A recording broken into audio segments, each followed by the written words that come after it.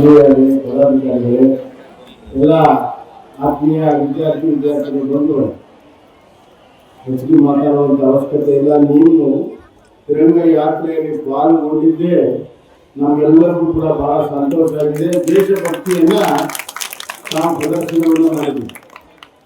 ಸುಮಾರು 2.5 ಕಿಲೋಮೀಟರ್ ನಡೆದು ಇವತ್ತು ದೇಶಕ್ಕಾಗಿ ನಾವು ಇದ್ದೇವೆ ಅನ್ನೋದನ್ನ ಎಲ್ಲ ವಿದ್ಯಾರ್ಥಿಗಳು ತೋರಿಸ್ಕೊಟ್ಟಿದ್ದೀರಿ.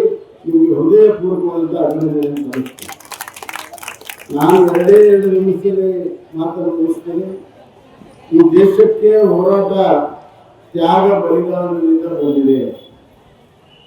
ಹಾವೇರಿಯಲ್ಲಿ ಮಹಿಳಾ ಮಾದೇವಪ್ಪವರನ್ನ ಬ್ರಿಟಿಷರು ಗುಂಡಿಕ್ಕಿ ಕೊಂದರು.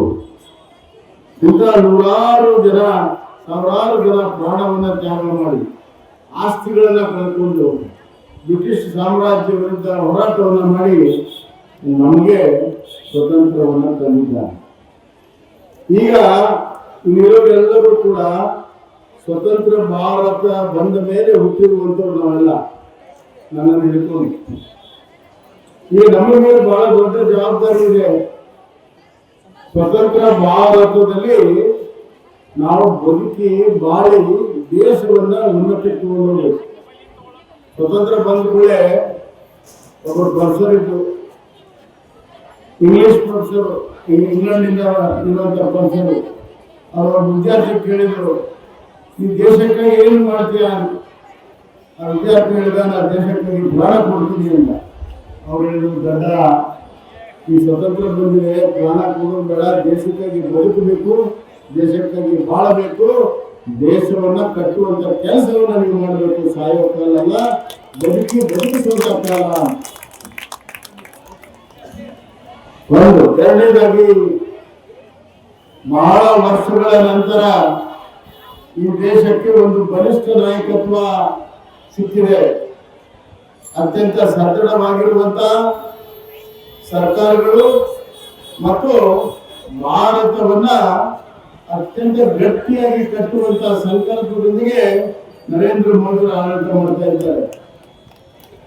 ಒಂದು ಸರ್ಕಾರ ಅಥವಾ ಒಂದು ದೇಶ ಸಂಕಷ್ಟದಲ್ಲಿ ಇದ್ದಾಗ ಯಾವ ರೀತಿ ನಡ್ಕೊಳ್ತದೆ ಅದರ ಶಕ್ತಿಯ ಪ್ರದರ್ಶನ. 2 ವಿಚಾರಗಳನ್ನ ಹೇಳ್ತೀನಿ. ಒಂದು, ಕೋವಿಡ್ ಬಂದಾಗ ಇಡೀ ಜಗತ್ತು ತತ್ತರಿಸಿ ಹೋಯ್ತು. ಅಮೆರಿಕ, ಇಂಗ್ಲೆಂಡ್ ಎಲ್ಲವೂ ತತ್ತರಿಸಿ ಹೋಯ್ತು. ಆದರೆ ಭಾರತ ಮಾತ್ರ ಗಟ್ಟಿತನದಿಂದ ಎದುರಿಸಿ ಆ ಕೋವಿಡ್ಗೆ ನಾವು ಇಂಜೆಕ್ಷನ್ ಅನ್ನ ತಯಾರು ಮಾಡಿ ಎಲ್ಲರಿಗೂ 130 ಕೋಟಿ ಜನರಿಗೆ ಉಚಿತವಾಗಿ ಕೋವಿಡ್ ಅನ್ನ ಟ್ರೀಟ್ಮೆಂಟ್ ಅನ್ನ ಮಾಡಿರುವಂತದ್ದು ದಾಖಲೆ. ಅಷ್ಟೇ ಅಲ್ಲ, ವಿದೇಶಕ್ಕೂ ಕೂಡ ನಾವು ಕಳಿಸ್ಕೊಟ್ವಿ. ಕೋವಿಡ್ ನಲ್ಲಿ ಯಶಸ್ವಿ ಹೋರಾಟವನ್ನು ಮಾಡಿದ್ವಿ.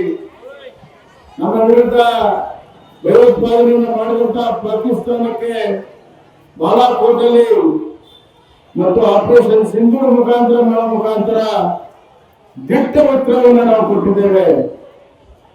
3ನೇದಾಗಿ, ಇರಾನ್ ವಾರ ಆದರೂ ಕೂಡ 1 ದಿವಸ ಪೆಟ್ರೋಲ್ ಬಂಕ್ ಬಂದಾಗಲಿಲ್ಲ.